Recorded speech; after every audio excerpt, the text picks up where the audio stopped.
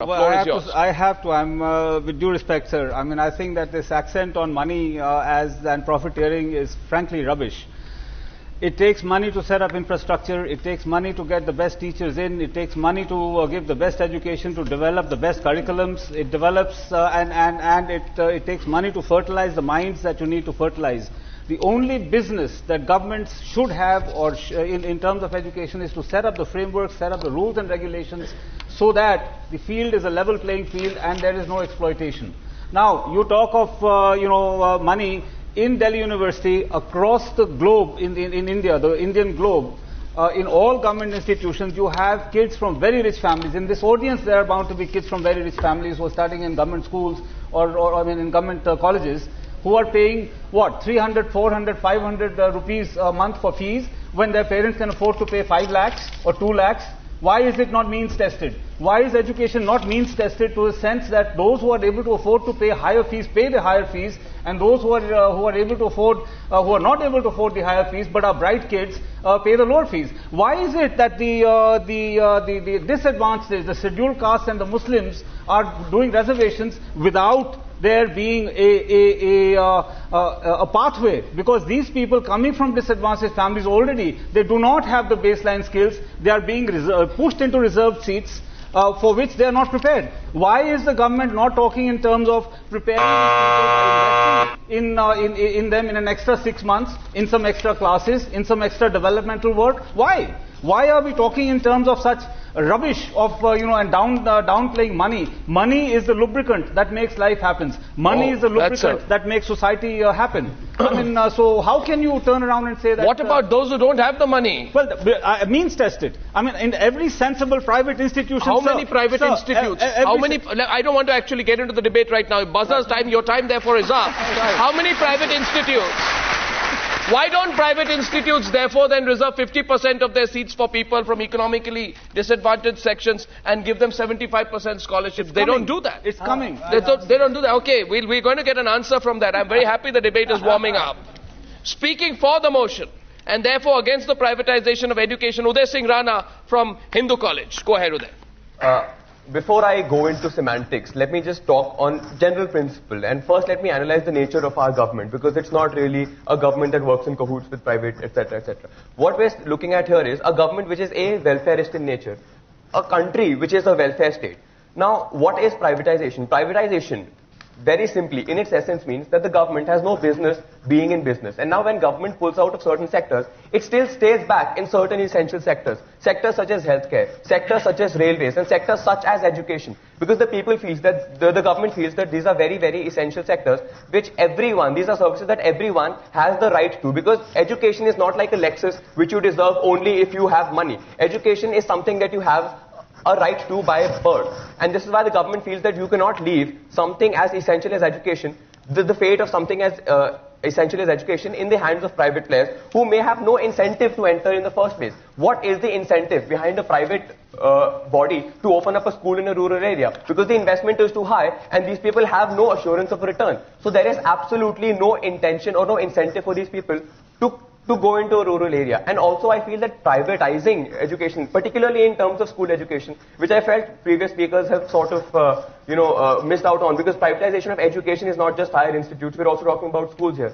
That I feel is a problem-solution mismatch of sorts, because the problem is that people aren't sending their kids to schools because of other reasons, because they're looking for immediate goals, they want their child to work on farm or they want their child to work.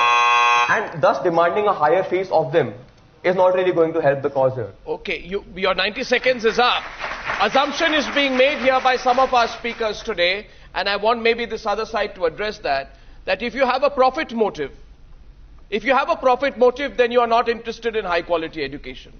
Should you link the two is a question I'm leaving for this audience and all of you also to address. Our next speaker today, speaking for the privatization of education and hence against the motion, is Abir Sharma of Hansraj College, Delhi University. Abir, go ahead. Floor is yours. Thank you very much. I'll try not to sound redundant, as I agree with much of what has been said by Mr. Naveen and by Dhruv already. But if we look at economic patterns and phenomena over the centuries post the Industrial Revolution, we'll notice a very strong and pertinent correlation. This correlation, it's a direct correlation between liberalization and innovation in sectors which are allowed to freely flourish with as little intervention as possible. This can be witnessed in many sectors, not just heavy machinery or automobiles, but also in pertinent areas such as healthcare, medicine, and more recently in sectors such as telecommunications, also increasing general welfare and availability of these things. The reason is that entrepreneurship fosters the human desire for excellence. As a policy, we must know that the greater good in the long run must be prioritized over practical concerns and sentimentality, and that one of the most powerful factors of human progress have been the factors of market and the freedom of exchanges. Hence, it is logically invalid to make that presumption that a profit motive or privatization in any way reduces the quality. In fact, if we look at this in a more rational perspective, the profit motive actually guarantees quality, as that's what the demand of people is, better quality. Hence, the forces of market will guarantee better quality rather than the status quo, which is heavily government mandated and directed. Is that so? I believe it is. You believe so? Thank you very much. Abhi Sharma, thank you very much for opening up the debate as well. Now, our second last speaker, as we are getting into these introductory comments, and the debate will actually start once these introductory comments are over. I assure you, please keep your questions directed towards our other side, because we're going to open up to interjections once this round is over. So our next speaker is Madhu Prasad, speaking anti-privatization of education and therefore for the motion. Please, the floor is yours. I'd like you first and foremost to look at one thing. This country has been sort of famous for the kind of scientific potential and manpower that it has developed. Where was that developed? In public institutions. Where was this famous education? I'm not saying there weren't any problems, but the reputation that Indians have, and India have got for education has come from public institutions, from public schooling, from public science institutes, from public colleges. We have seen foreign secretaries who have been educated in Sarkari schools. This is something that we look down upon today. But this was not the case a few years ago. I'd like to talk about the fact, in fact later I hope it comes up in the discussion, that this system which was providing what we wanted from it and which needed to be extended, because in a modern democracy, in an independent country, you cannot have only 10% of your population educated. What about the others? This is something that is necessary. And this is something that will also affect your quality. Because it's all very well to reward privilege and mistake it for merit. Privilege is not merit. The market that was talked about a moment ago by Abir, that market was a market that involved everybody. That was Europe's period of growth and development. Arindam Chaudhary, you have a lot to answer for. The charge clearly is that private education trusts like yours are basically profit-making businesses. You have no social ideals. You have no social objectives. You give no guarantee of a good career at the end of... You only look at people in terms of their economic status, and you're unfair to a lot of people. Sorry, it's a long string of charges, Arindam. Your 90 seconds, actually you should get more than 90 seconds. I'll give you 90 seconds, your 90 seconds starts now. Arindam Chaudhary, go ahead. This is not fair, because this is not addressed to IIPM and Arindam. We are addressing the entire... issue at large. Point is taken. Point is taken. Arindam Chaudhary, go on. Yeah. You're on our side. Thank you, sir. But I'm going to destroy all those charges very systematically very soon. That's absolutely not an issue. But I'm going to start by telling which quality of education are we really talking about. You know, which quality of education did the government provide? We are talking about a class 5 student who doesn't know how to... 50% of class 5 students do not know to recognize numbers between 11 to 99. 50% of class 5 students do not know what basic class 2 students should know. Which quality of education are we talking about in schools where 19% of the teachers are always absent?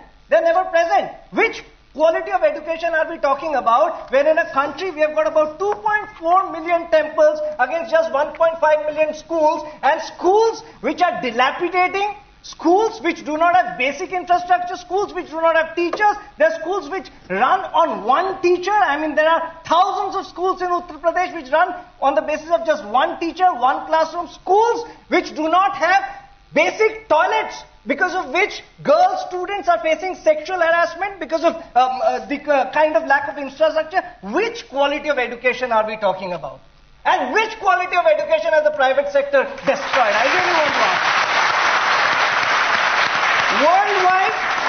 Worldwide private education has only increased quality. And what's this question about access and all that crap? It's all utter garbage.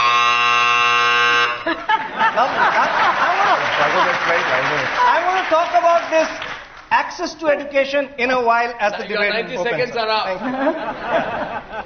I thought he was censoring. Professor Sadgopal, are you giving 30 more seconds? Because you were very sympathetic to him at the beginning. You're not giving me 30 more seconds. Okay, we are opening up to the debate right now, and we have brought to the fore a number of interesting subjects. Is the better education a privilege of the rich? What about the fee structure? Ask questions on the fee structure. The education that Arindam Chaudhary promises does not come free. What about every Indian citizen? Can they get into these institutes? What are the guarantees given after these institutes?